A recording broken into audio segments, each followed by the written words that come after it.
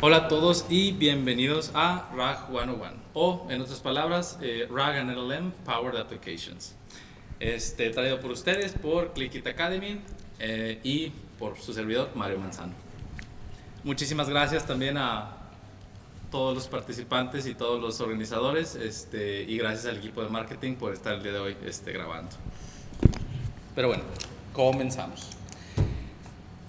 Día 1 veremos primero Deep Learning 100. Nada más un pequeño refresh. ¿Qué no veremos en esta sesión? Los perceptrones a fondo, las redes neuronales y los transformadores. Todo eso lo veremos en el nivel 4, o sea, la última sesión, ¿sí? No prometemos que se conviertan en superestrellas al final del taller, ¿sí? Pero esperamos que se lleven un poquito más de conocimiento sobre RAG. Para comenzar, quisiera que hicieran una pequeña reflexión sobre la inteligencia humana y la inteligencia de las computadoras o de las máquinas. Algunos pueden pensar que son diferentes. Tenemos diferentes procesos y diferentes mecanismos de cognición, como la memoria, el aprendizaje, el razonamiento, la creatividad, por ejemplo. ¿Y considerarían que las máquinas tienen lo mismo al día de hoy o todavía no? Nada más como pregunta retórica. A mi gusto sí son diferentes, pero también son similares en muchos sentidos, ¿sí? Lo que no hemos podido imbuirles todavía es el sentido común. Pero veamos dónde queda Deep Learning dentro de la gama más grande de AI. Para empezar, AI es nada más imitar la inteligencia o estos procesos cognitivos que tenemos los humanos, ¿sí? Tener una noción de tu entorno y un sentido de la realidad, ¿sí? Y una conciencia. El Machine Learning es una rama de la inteligencia artificial que se encarga de encontrar patrones y utiliza la estadística y la probabilidad para encontrar patrones en nuestros datos y poder clasificar y predecir datos futuros, ¿sí? Se utiliza mucho en el análisis predictivo de la bolsa, en el área financiera, también en la seguridad, en los filtros de spam y de correo, por ejemplo. Es muy fijo en el sentido de que se tiene que hacer manualmente y es muy meticuloso. Dentro del Machine Learning tenemos el Deep Learning. Se encarga con redes neuronales de encontrar estos patrones, ya no son codificados por nosotros. Utiliza muchísimo cómputo, pero ahorita veremos por qué es una alternativa mejor al Machine Learning o diferente al Machine Learning. No he incluido en esta gráfica, pero que me gustaría que empezaran a investigar o que tuvieran noción es el Reinforcement Learning. Es una rama dentro del Deep Learning que se encarga de explorar y explotar diferentes estrategias para jugar videojuegos, por ejemplo. Y se caracteriza por tener recompensas y castigos a nuestro modelo para entrenarlo en estas estrategias que desarrolla. Como les comentaba ahorita, el Machine Learning es manual. Un ingeniero tiene que encontrar esas características y las tiene que programar y las tiene que codificar de alguna forma. Y ya con la red o con nuestros algoritmos de estadística, se puede clasificar los datos que tengamos, ¿sí? Siguiendo las reglas que ya haya programado un programador. En el Deep Learning, en cambio, esta extracción de características y de clasificación se vuelven en uno en nuestra red neuronal, ¿sí? Ya no hay necesidad de que nosotros estemos definiendo esas características. Y automáticamente puede aprender, por así decirlo. Esta es, a grandes rasgos, la arquitectura de una red neuronal.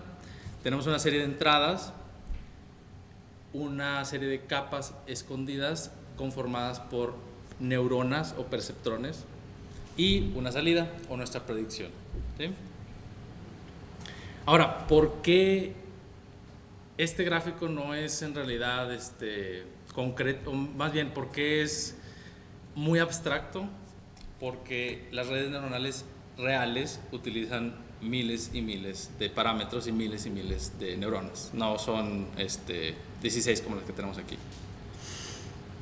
Básicamente, la entrada son nuestros ingredientes crudos, nuestros datos. Pueden ser, en ejemplo, la cocina, el tomate, la cebolla. Las capas interiores son como el proceso de cocinar, refinan esos ingredientes y los procesan. Y ya cuando tenemos nuestra salida sería nuestro platillo terminado, ¿sí?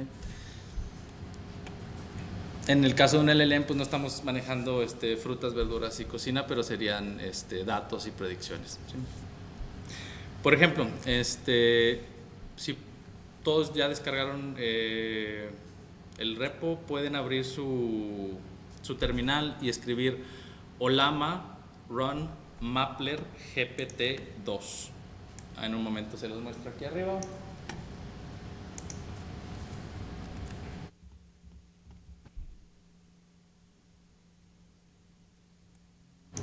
Ay, perdón.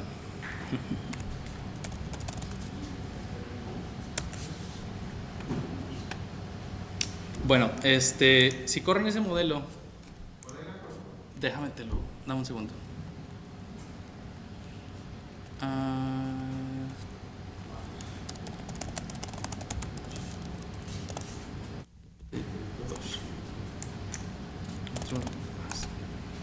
Ahí está. Listo. Si corren ese modelo pueden observar de mejor manera esta entrada y esta salida de predicciones. El GPT-2, no sé si estén conscientes o no de la evolución de los modelos GPT, pero es un modelo muy temprano. Es muy simple en el sentido de que no tiene muchas de las arquitecturas que platicaremos en la sesión 4 puestas encima. Es simplemente una predicción, ¿sí? La entrada de datos se procesa, se elige una salida y luego se vuelve a procesar, y así es como elige las siguientes palabras que va arrojándonos en la terminal. Le pueden hacer preguntas simples y les va a contestar. No tiene lógica, no tiene razonamiento, simplemente es un sistema de predicción. Ahora, esa capa oculta que está haciendo, sí está oculta, pero no es magia, ¿sí? Utiliza los principios de ML, estos algoritmos estadísticos y estos procesos matemáticos, para poder procesar grandes cantidades de información. ¿Por qué decimos que es una capa oculta? Porque no es algo que programemos nosotros explícitamente, no es algo que nosotros definamos, y hasta muchísimas veces las personas que desarrollan estos algoritmos y estas redes neuronales batallan para entender al final cómo es que procesa específicamente la información, ¿sí? Ahora, platicaremos un poquito más sobre esta capa oculta de la red neuronal, sí, pero en el nivel 4. De mientras, continuemos con IA generativa. Este modelo que están corriendo en su computadora GPT-2 es un ejemplo claro de un modelo de IA generativa. Disculpa, se te quedó la pantalla con el comando cubriendo la... Ay, discúlpame. Gracias por el aviso. Bueno, de IA generativa. Ahora, este es otro mapa donde podemos observar nuestro modelo de estudio, o bueno, nuestro modelo principal, GPT-4, que es de la familia de los ChatGPT. Ese es un transformador generativo preentrenado, el cual pertenece a la familia de Large Language Models, los cuales son dentro del campo de GenAI, ¿sí? ¿Qué es un modelo de GenAI? Básicamente es un modelo que se ha entrenado con una cantidad enorme de datos, ¿sí?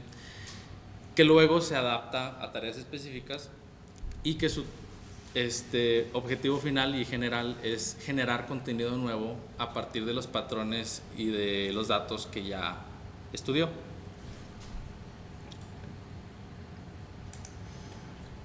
Algunos ejemplos de estos modelos. ¿Alguien reconoce la arquitectura que se ve aquí? ¿No? Ok. Esa es la red generativa adversarial. Básicamente se llama adversarial porque tiene un modelo generador y un modelo discriminador que compiten y van generando imágenes hiperrealistas. ¿Sí? El ejemplo más claro y el más popular ha sido el de generar caras con deepfake. ¿Sí? Otro ejemplo de un modelo de IA generativo sería el Stable Diffusion, que básicamente toma un montón de imágenes de referencia y luego toma un texto de entrada y trata de poco a poco remover el ruido de la imagen generada y empatar el texto con su base de datos de imágenes gigantes, decodificarla, por así decirlo. Pero el que nos interesa a nosotros para RAG, o bueno, en nuestro taller veremos más, es el modelo de transformadores. Básicamente son el núcleo de los LLMs que utilizan mecanismos de atención para entender y comprender las relaciones en series de datos. ¿Sí? En nuestro particular caso, por ejemplo, cuando hablamos, nuestras palabras tienen sentido porque están en un contexto y están conectadas con otras, ¿no? Cuando hablamos, por ejemplo, de banco, puede ser banco el financiero, puede ser banco en donde te sientas, pero depende mucho de las palabras que vengan antes y después. ¿Sí? Por eso nos interesa revisar y tener estos mecanismos de atención. ¿Sí? ¿Para qué se utilizan? El GAN, el más complicado de los tres a mi gusto, se dedica básicamente a generar deepfakes y a generar caras hiperrealistas. El Stable Diffusion o la difusión estable nos crea este tipo de imágenes de paisajes muy curiosas. Y los GPT son los más populares de los transformadores, pero no son los únicos. Google, de hecho, fue creo que el pionero con BERT. Pero bueno, ¿por qué nos interesa la IA generativa?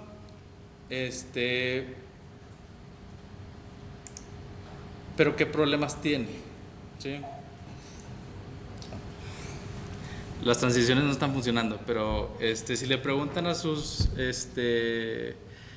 a su modelo que tienen en la computadora y corren el texto llama.py, pueden observar cómo las preguntas que ya están codificadas ahí que hace al modelo cuando eligen la opción de no RAG, no puede contestar algunas, contesta con información antigua, a veces contesta que parece que correctamente contestó la pregunta, pero en realidad está contestando alucinaciones, o sea, llega a una conclusión concreta con información falsa. Además de que, si se fijan en la última pregunta que preguntó quién es el CEO de Clickit, no supo contestar. No tiene información sobre bases de datos que no haya visto antes, ¿sí? Información que no haya sido entrenada.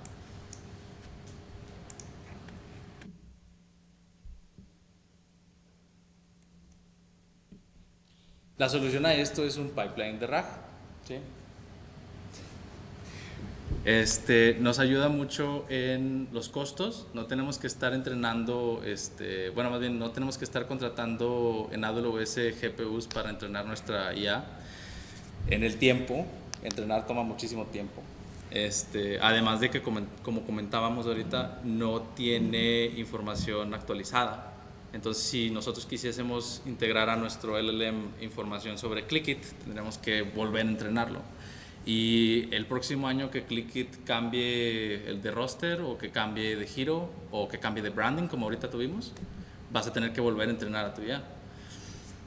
Y nos ayuda en la certeza. Muchas veces con la cantidad enorme de información con las que se entrenan estos modelos, nos ayuda mucho RAG para concretarlo en cierta información, y en vez de que esté sacando de su gran base de datos gigante, ¿sí? Muchas veces no tiene la información certera o concreta sobre cierto tema. Pero ¿qué es RAG? Es una técnica, patrón de arquitectura o metodología, como le quieran llamar, híbrida, que combina la búsqueda con la generación aumentada. Sí. Bueno. Básicamente se divide en tres componentes: el guardado, la búsqueda y la aumentación. El guardado es tomar nuestro gran corpus de textos, o pequeño corpus de textos puede ser también, y embeberlos en una base de datos de vectores. Ahorita veremos qué son los embeddings y qué son los vectores, pero... Y luego la parte de búsqueda. Ya que tenemos nuestra base de datos de vectores y llega una pregunta de nuestro usuario, esa pregunta, por la manera en la que se guarda nuestro texto en la base de datos de vectores, puede ser filtrada, ¿sí? Y encontramos únicamente los documentos que son relacionados con la pregunta del usuario o con el tema a investigar. Y finalmente tenemos la parte de la aumentación. Tomamos nuestra pregunta original con esos textos que sacamos de nuestra base de datos de vectores y se las pasamos al LLM, ¿sí? Para que pueda generar respuestas con ese contexto.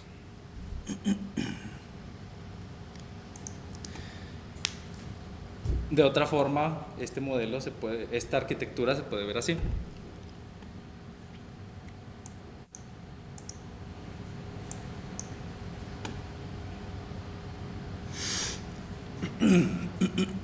Donde básicamente tenemos nuestros documentos que se guardan en una base de datos vectores como embeddings, y luego al llegar la pregunta buscamos los vecinos de ese vector y se los alimentamos como contexto al LLM, ¿sí? Pero ¿qué son los embeddings? ¿Sí? ¿Y por qué nos interesa guardar el texto en esta forma vectorial y no como siempre lo hemos guardado en una base de datos normal? Ok, mendigas animaciones, pero bueno, porque tenemos complejidad en el lenguaje, ¿sí? Cosas como la gramática o la semántica, como la gramática las entienden perfectamente, ¿sí? La gramática es la sintaxis, o sea, cómo estructuramos nuestras palabras, que el pronombre va antes que el verbo, etcétera, ¿sí? Los LLMs entienden bastante bien las estructuras, desde hace años que han entendido estructuras de manera eficiente. Pero el problema viene con complejidades como la semántica, ¿sí? No es lo mismo manzana la que te comes que Apple, la empresa, o como comentábamos ahorita, banco financiero a banco del parque. Entonces los embeddings nos ayudan a entender o a codificar, es la palabra correcta, estas relaciones entre las palabras, estas complejidades que tenemos en el lenguaje, ¿sí? Además de que son muchísimo más rápidos en corpus de texto gigantes que estar buscando por keyword. Si gustan tener más información sobre el desarrollo de los embeddings y de la computación y el lenguaje, pueden ver Natural Language Processing, ¿sí? Que es la rama de la IA que se dedica a estudiar el procesamiento del lenguaje. Básicamente el proceso de embeddings se trata de codificar información, en este caso nos vamos a enfocar en texto, pero puede ser de cualquier tipo, audio, imágenes, videos, etc. Con un modelo de embeddings y los convierte en vectores. ¿Alguien se acuerda de sus clases de física y matemáticas? ¿Qué son los vectores? Allá veo una mano por allá atrás. Una matriz. No, el embedding sería la matriz, pero el vector, ¿qué es?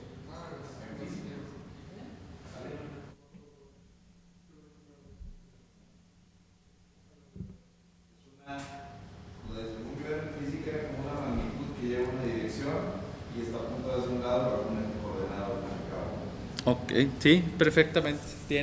Es una representación de una magnitud y una dirección. En este caso, ¿y por qué tenemos embeddings? Este es el espacio vectorial de una serie, bueno, de varios libros de literatura occidental. Si se fijan, cada uno de esos puntos es un libro, ¿sí? y las categorías son las de colores. Tener nuestros datos en un espacio de embeddings o codificarlos en un espacio de embeddings nos permite encontrar relaciones entre los datos de manera mucho más fácil, con su similitud de cosinus. No nos vamos a meter en la matemática ahorita, pero a grandes rasgos ese es el proceso. ¿Sí? Si abren su código, su terminal, y escribimos el texto llama, pero ahora con el rack habilitado, si se fijan les da respuestas muy diferentes, ¿sí? ¿Por qué? Porque estamos sacando de nuestra base de datos de vectores los embeddings más relacionados a las preguntas que le estamos haciendo, y nos está contestando con contexto. Si quisieran ver esas preguntas, están en el archivo de .json que tienen ahí.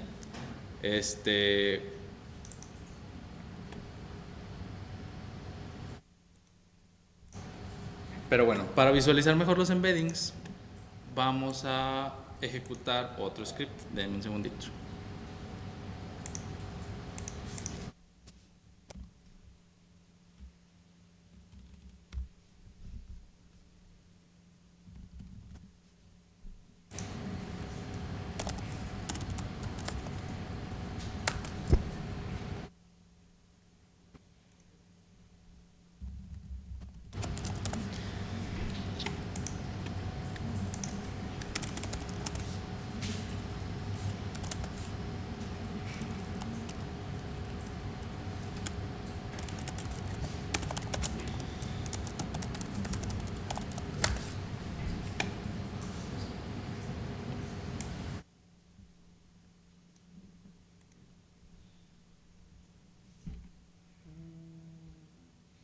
Bueno, si quieren seguir conmigo, para que los que tengan computadoras de calibre similar al mío, no tengan problema con correrlo.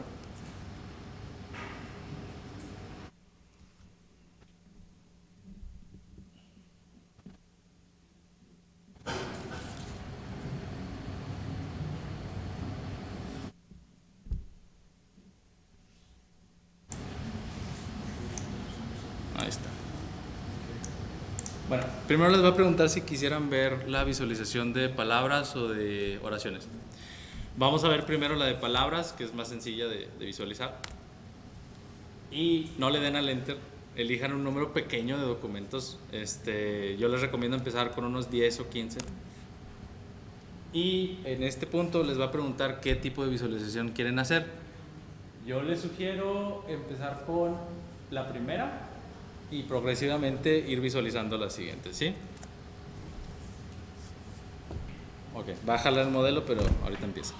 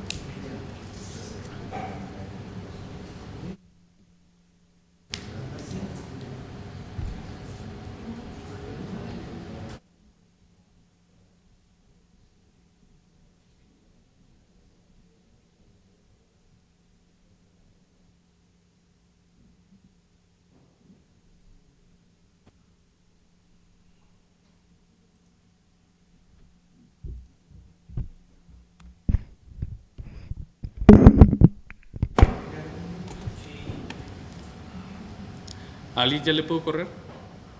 Bueno, me salió Interactive Update o Stream. Le di el 1 y me abrió una imagen. Ajá.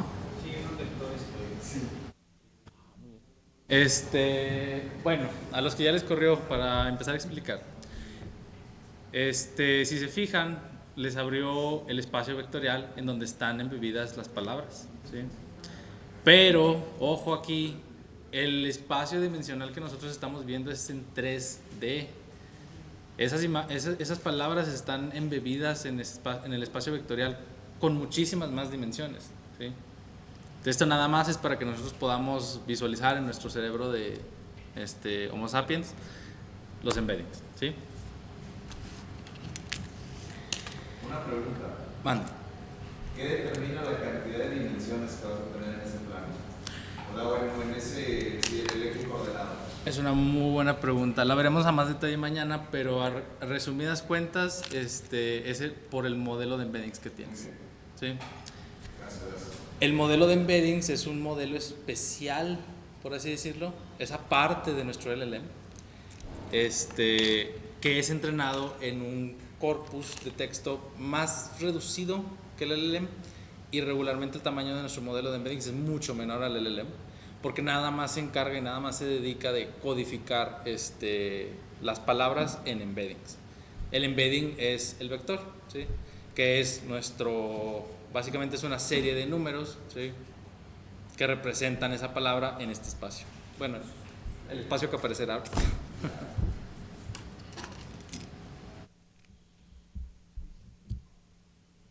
Si eligieron el modo interactivo, la terminal les queda abierta y ustedes pueden agregar palabras ahí, ¿sí?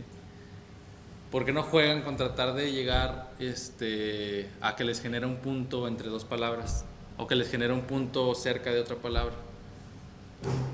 ¿Sí?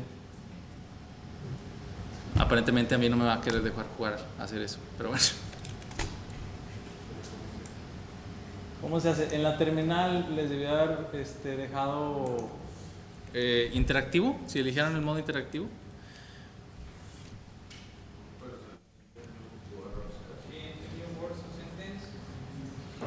Pueden ingresar también palabras, oraciones completas, ¿sí? Si por ejemplo tienen... Lo que tú quieras, ¿sí?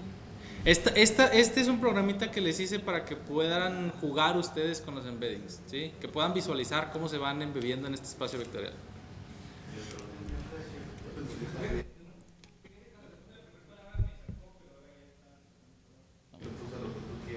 ¿No quisiera pasar a alguno de los dos que sí tiene corriendo el programa aquí a enseñárnoslos? Les doy un premio por su ayuda.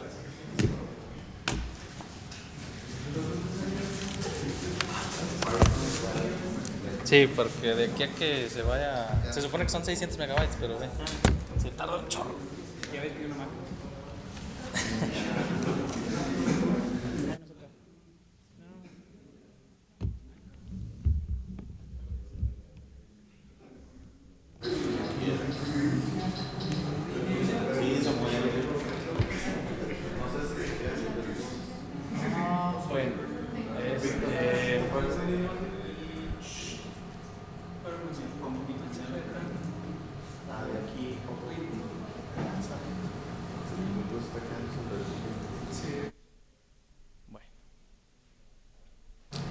Si se fijan, como en el ejemplo que les había puesto de los libros, tenemos una serie de categorías, ¿sí? Y aquí se pueden visualizar las palabras que fueron embebidas en el espacio, ¿sí? Cada uno de los puntitos es una palabra. Si pudieras por favor ponernos una palabra extra para ver cómo se agrega. Claro, voy a poner bass debajo para ver si va relacionado con mi guitarra jazz en music. Debería aparecer por acá, ¿no? Sí. Voy a agregar más instrumentos, piano, rhythm.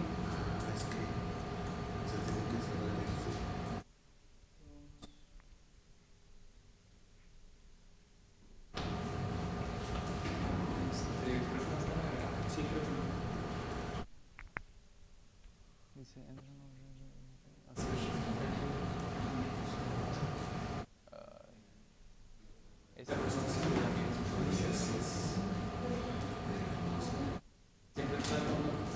Sí, ahorita me salió y metí una sola palabra y crashó. Pero me ignoró. No quiere.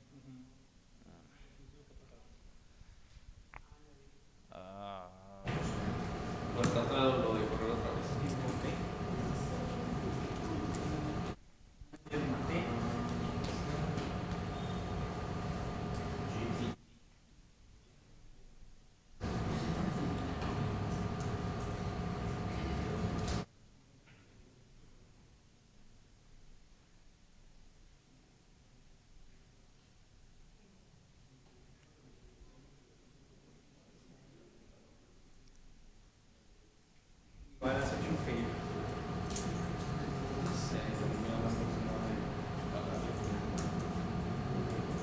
¿Alguien que tenga Windows sí lo puede correr? ¿O nadie más le está corriendo? Parece que no. ¿En qué está trabado el de alguien? Sí, que como el mío me está jalando un modelo.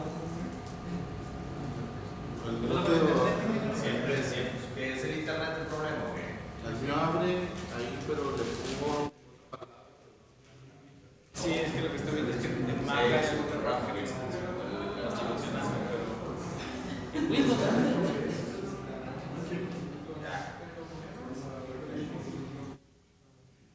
Te mando disculpas, profe.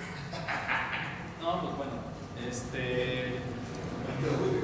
se los explico así bueno.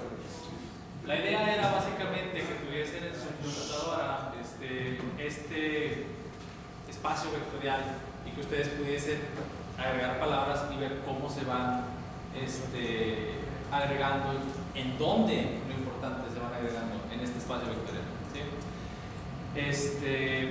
Hay una forma también de decirle a la palabra que vamos a agregar que no le agregue una categoría, ¿sí? También era interesante que hicieran ese ejercicio y que trataran de agarrar una pregunta sin categoría y ver en dónde quedaba. Pero bueno, también se pueden embeber oraciones, se pueden embeber, como veíamos hace rato, audios, imágenes, lo que quieran, ¿sí? Básicamente, si se puede volver una serie de números, que es un vector, se puede meter aquí, ¿sí? Y en el ejercicio también venían una serie de oraciones que al poner palabras que existían en esas oraciones generaban puntos entre las oraciones. Pero bueno, lamentablemente ahorita no nos está funcionando el internet a todos, pero parece que a mí ya sí. A ver.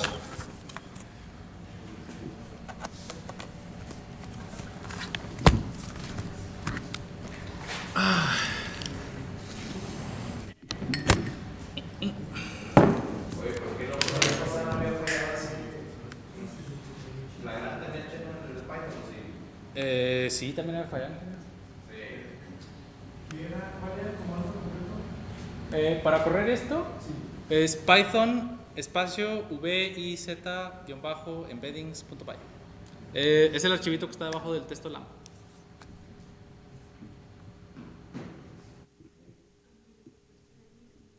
Ay, sí, perdón. Un segundito.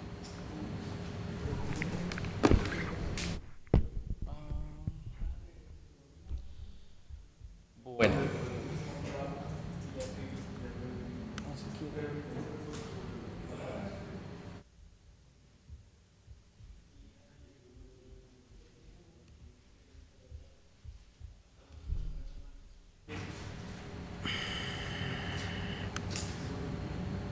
Me perdí mi terminal. Se adueña de la pantalla de Sí. Está feo. No está bien, pero... Ahí también es que tengo el... Un segundito. Ya, ahí está.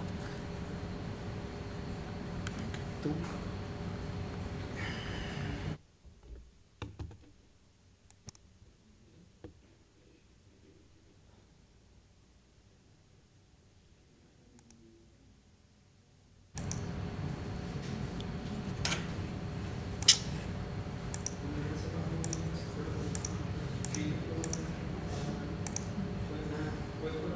Oye, no, me eliminó mi terminal.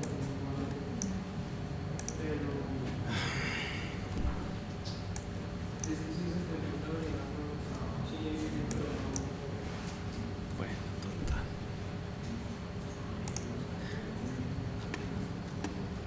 También era por eso que los queríamos presenciales, porque si se fijan, algunas computadoras no lo pueden correr. ¿Por qué? No sé. Si me dan más tiempo lo investigaré ya para que todos lo puedan correr, pero ahorita pues no. Total.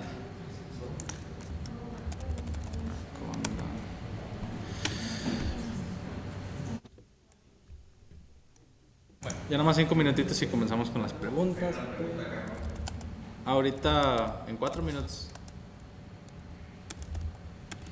¿O es relacionada con que no pueden correr esto?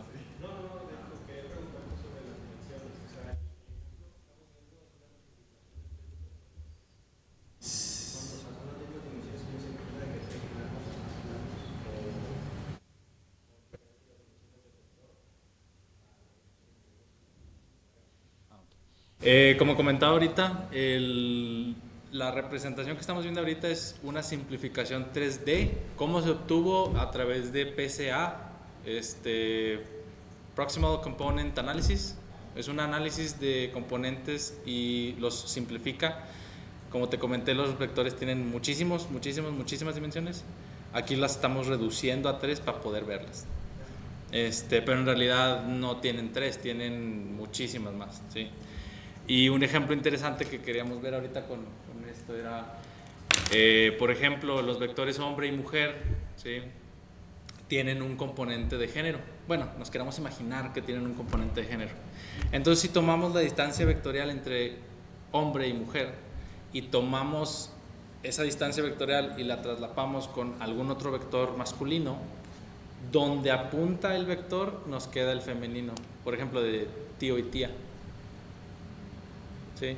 Entonces hay que entender que cada una de estas dimensiones que está representada en nuestro embedding o en nuestro vector, yo les llamo vectores más que embeddings porque es mejor imaginarlos como lo que son, una magnitud con muchísimas direcciones, ¿sí? Pero básicamente cada uno de esos componentes significa una cosa, ¿sí? Podemos imaginar que uno significa el género, otro significa qué tan femenino o masculino es la palabra, la longitud también se podría codificar en una dimensión, etc.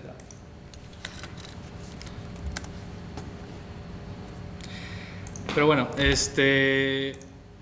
pasamos ya a la sesión de preguntas, ya que esto ya lo expliqué y los que lo pudieron correr, qué bueno, y los que no, luego vemos cómo los podemos ayudar. Ok.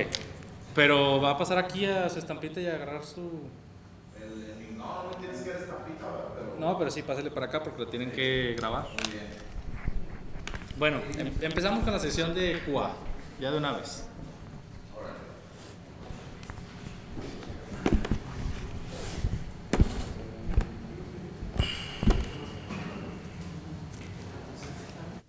Necesito el micrófono, ¿verdad? Sí, ingeniero. Muy bien. Son dos preguntas que pueden ser muy básicas, pero el RAG, o sea, finalmente va enfocado a entrenar puramente modelos, ¿verdad? En este caso LLMs, esa es la primera pregunta. Y mi segunda pregunta sería, de una manera a lo mejor simplista, ¿cuál podría ser la diferencia entre lo que es el RAG y el fine tuning de modelos, o dónde radica a lo mejor una diferencia sencilla en eso? Bueno, la respuesta creo que contesta ambas preguntas. RAG no es entrenamiento. Entrenamiento no es RAG. ¿Sí? El entrenamiento es el proceso por el cual nuestro LLM tiene conocimiento sobre gramática, sobre sintaxis, sobre razonamiento, etcétera, ¿sí? Es cuando le damos un montón de textos, un montón de cosas, un montón de datos y los analiza. RAG es una técnica o metodología por la cual potenciamos o agregamos de contexto al LLM, ¿sí? No es entrenarlo, sino es potenciarlo. ¿De qué forma? Obteniendo textos similares de un corpus de texto con su relación vectorial, ¿sí? ¿A qué diferencia tiene con el fine tuning? Pues como acabo de comentar, o sea, son muy muy diferentes. Ahora, el entrenamiento es diferente al fine tuning. El entrenamiento es de manera general. Nada más déjenme levanto ya no tengo la slide, pero de manera general darle un montón de datos y hacer que tenga un conocimiento general. El fine tuning es especializarlo, ¿sí? En algún dominio o en alguna tarea. Gracias. No. ¿Alguien más tiene otra pregunta? Que pase por su estampita y haga la pregunta. ¿A poco les quedó todo muy claro? Bueno, pero no sé si esta pregunta esté... No hay preguntas tontas, nada más tontos que no preguntan. Ok. Si es algo que todavía no vemos, lo puedo explicar de manera sencilla y ya mañana lo vemos a profundidad. Bueno, mi pregunta es, ¿cuál es si ya vemos que el RAG ya tiene toda la información de algo en específico, ¿cuál es la diferencia entre un rack y un transformador? Un transformador, o sea, por ejemplo, GPT. Ajá, ok. El transformador vendría siendo nuestro componente generativo en nuestra metodología de RAG, ¿sí? Y RAG es la metodología completa, ¿sí? O sea, GPT está dentro de un rack mayor. Sí, déjame levantar la slide para que lo visualicemos. Pero sí, o sea, ChatGPT vendría siendo el componente generativo de nuestro RAG. Yo le llamo pipeline, ¿sí? Porque a mí me gusta llamarle así porque se ve como un proceso. Pero le puedes llamar arquitectura, le puedes llamar metodología, le puedes llamar como quieras. Pero básicamente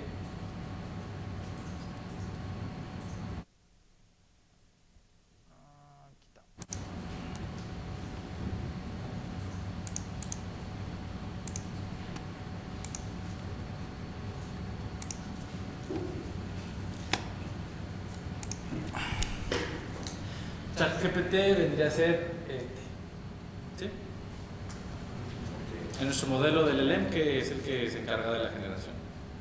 RAG es el proceso completo, ¿sí? De tomar tus documentos, meterlos en una base de vectores y luego cuando viene la pregunta del usuario, buscar en esa base de datos de vectores qué documentos se parecen a la pregunta y luego ya dárselos como contexto al LLM para que responda de manera concreta y certera. Y con información actualizada también. ¿Más preguntas? No, yo tengo una.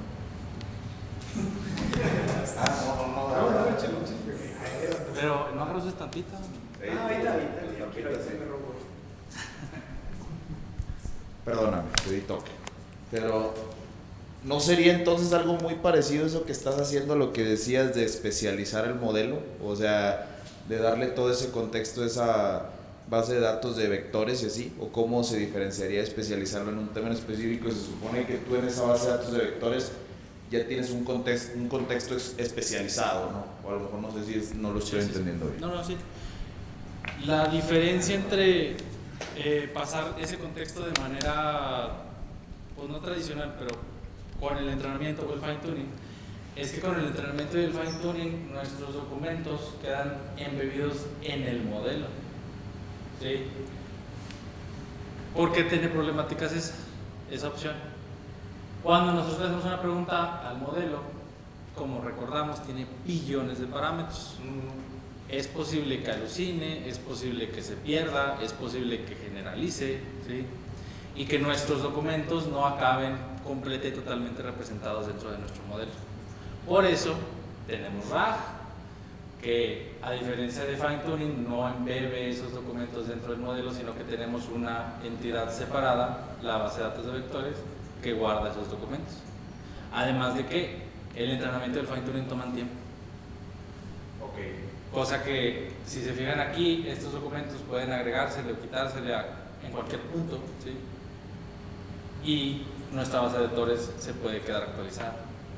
Y no toma todo el tiempo que toma el entrenar o el fine tuning el modelo. Gracias. ¿Alguna otra pregunta? Acá de este lado. Es que ya veo un movimiento. Bueno, más que pregunta es para ver si entendí bien entonces qué es el rack. Ajá. El rack, así ya llegando a esta imagen de nuevo, no es más que la relación que tienen dos puntos en una base de datos de vectores. Por así decirlo, el LM es el que los interpreta esas relaciones. No, en realidad el que interpreta las relaciones es nuestro modelo de embeddings, nuestro modelo codificador. El texto, a final de cuentas, se le pasa como contexto nada más al LLM. ¿Sí? Mañana veremos cómo es que se le pasa ese contexto al LLM. De mientras, nada más, imagínense. Así me la robo. Dale. ¿Más preguntas? Recuerden, no hay preguntas tontas. Nada más. Tontos que no preguntan. Sí, mi pregunta va relacionada, por ejemplo, al entendimiento de documentos. ¿Qué pasa si le damos 4 documentos del mismo? ¿El vector es lo mismo? ¿O hay una manera de que distinga, oye, esto ya me lo pasaste y lo relaciono con el mismo número de vectores porque es el mismo documento? Ya sería... Preguntas, ¿cómo maneja el sistema la duplicación en los documentos? Ajá, es básicamente.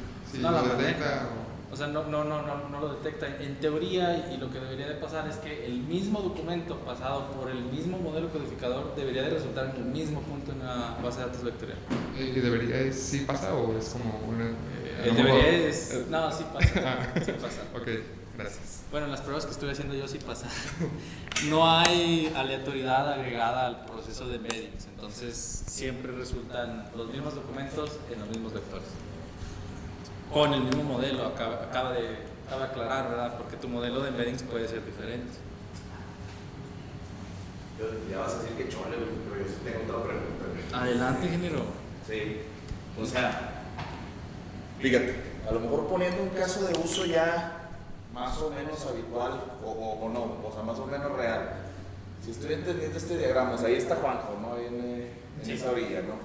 Entonces, vamos a decir que yo estoy usando una aplicación o que quiero hacer una aplicación que tenga un cierto chatbot, no sé, que me responda cosas de archivos financieros y todo lo demás de la empresa y así. Entonces, para eso, yo voy a decir, bueno, yo voy a usar, imagínate que un modelo local que es Olama, ¿no? O sea, lo voy a instalar, ahí va a estar, perfecto.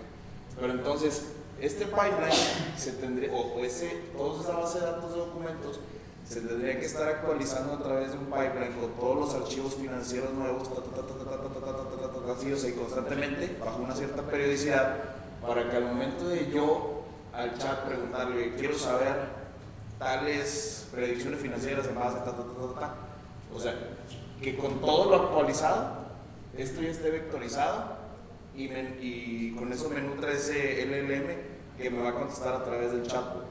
O sea, sería un ejemplo, si lo estoy iluminando bien o no. Sí. Es un ejemplo perfecto. Sí. Ok. Esta actualización y este embedding, llamémosle codificación, porque trataba de buscar una palabra para traducir embedding, pero la codificación, el proceso de codificación se puede hacer tan seguido, tan no seguido como quieran, ¿sí? Y se puede actualizar todos los documentos, se puede actualizar poquitos documentos. Este proceso es totalmente dependiente de ustedes. Ya, gracias. Y mañana veremos también ciertas peculiaridades y ciertas maneras de configurarlo. Este proceso de aquí, y este proceso de aquí, y este proceso de aquí. ¿Sí? Que si se fijaron en la slide anterior, en resumidas cuentas se pueden dividir en estos tres. ¿Sí? Primero tenemos que guardar nuestros documentos en la base vectorial. Ya que llega la pregunta de nuestro usuario, buscamos en nuestra base de datos vectorial y filtramos los documentos. Y luego ya se los pasamos como contexto al LLM. ¿Bien? ¿Alguna otra pregunta? 5 minutos. Digo, o sea, pueden seguir preguntando, ¿no? Pero...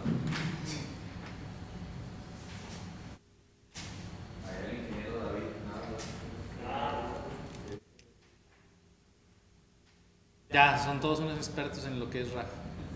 No, ¿qué les falta? ¿Entiendes, Víctor? A lo mejor y si sacas a la luz que no entiendes.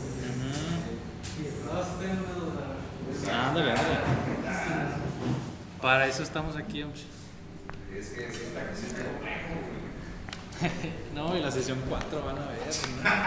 Viste Mario, Bueno, mi pregunta es, los vectores, ¿cómo sabe, por ejemplo, de que si hablas de, si hay dos platillos de comida, cómo sabe el rasgo así, que son de la misma categoría? ¿Esos números son random o de qué forma se decide qué número debe de dar?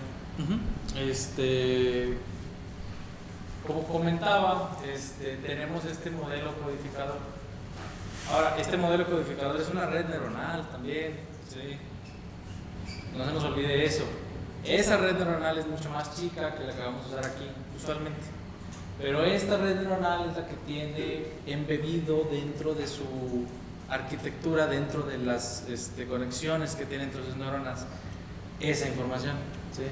Sobre qué relaciones tiene cada palabra y al final de cuentas qué números son los que van a salir de aquí cuando tú le pases X o Y documentos, ¿sí? O X o Y pregunta, porque acuérdate que también las preguntas pasan por aquí y salen acá, ¿sí? Entonces, sí, el modelo codificador es el que define eso.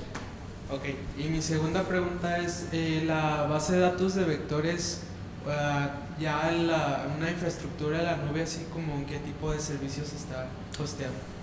Digo, veremos algunos servicios en específico mañana, pero así from the top of my head. Lo que están corriendo en sus computadoras se llama ChromaDB, corre con SQLite. Postgres tiene una extensión para soportar vectores. Pinecone es una de las proveedoras de ten, aquí está tu base de datos vectorial ya lista, muy popular. Y ya, no se me ocurre otra. Pero hay 2 o 3 más. ¿Sí? Sí, su estampita. ¿Más preguntas? Pinecone se escribe P I latina N E C O N E. Pinecone, sí. ¿Alguna otra pregunta? Creo que sí. Adelante, adelante. Gracias por respetar el orden que se había designado para moverse. No, mucha gente lo hace.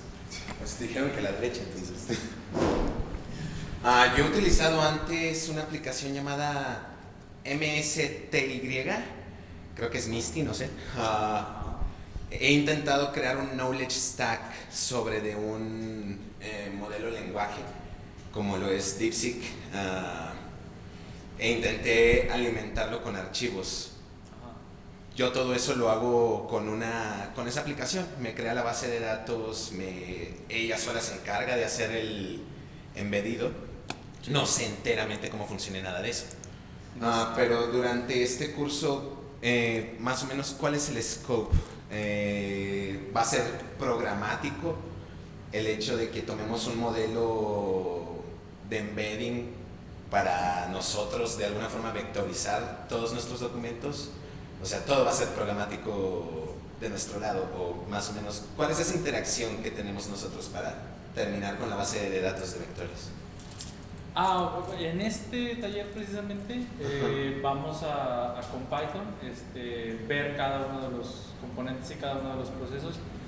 No los vamos a ver a detalle de construir tu propia base de datos de vectores, por ejemplo, o hacer tu propio modelo de embeddings, pero sí vamos a ver todos los componentes y cómo es que esto llega hasta acá. Ok, y al final, ¿cuál sería el output? Ya que tienes, por ejemplo, tu RAG, tienes tu base de datos de vectores, ¿sería finalmente otro modelo de lenguaje que puedas correr y que sea aumentado, o es aparte el componente de los vectores? O sea, ¿preguntas cuál es el producto final de esto? Sí. Pues que esto no es un producto final, es una arquitectura.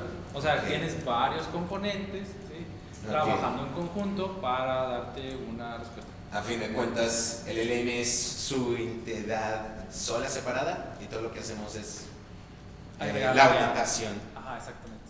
De hecho, en la sesión 4 veremos un poquito más sobre cómo esto no es una caja negra, ¿sí? Esto también tiene su arquitectura y también tiene su chiste. Creo que ya no tengo más preguntas. Su estampita. ¿Más preguntas? ¿Nadie? ¿Seguros? ¿Dudas? Aunque sean muy simples. ¿No? Perfecto, porque ya es tiempo entonces. Entonces, con eso fue todo. Hemos dado final a nuestra sesión número 1 del taller de trabajo. Un aplauso, señor.